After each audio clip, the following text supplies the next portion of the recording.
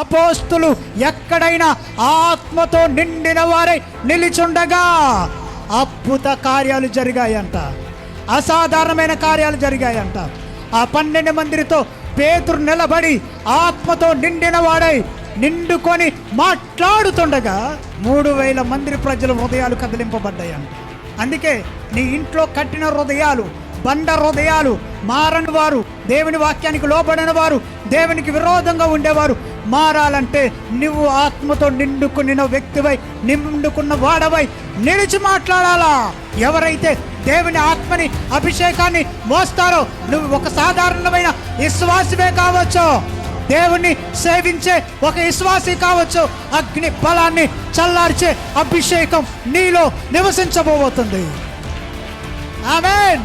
ఎవరు దేవుని ఆత్మ పొందారో, నేను అందుకే చెప్తున్నాను, నువ్వు సువార్థికుడు కాకపోయినా, నువ్వు కాపరి కాకపోయినా, నువ్వు అపోస్తలుడు కాకపోయినా, నువ్వు అద్భుతాలు చేసేవాడి కాకపోయినా, నువ్వు స్వస్థపరిచేవాడి కాకపోయినా, నువ్వు దేవుణ్ణి సేవించే సేవకుడు అయితే హల్లెలూయా. ఒక శతక్ మేషక్ అబ్దగోలుని నింపిన ఆ అభిషేకం నీలో కనరాబోతుంది. ఆమేన్.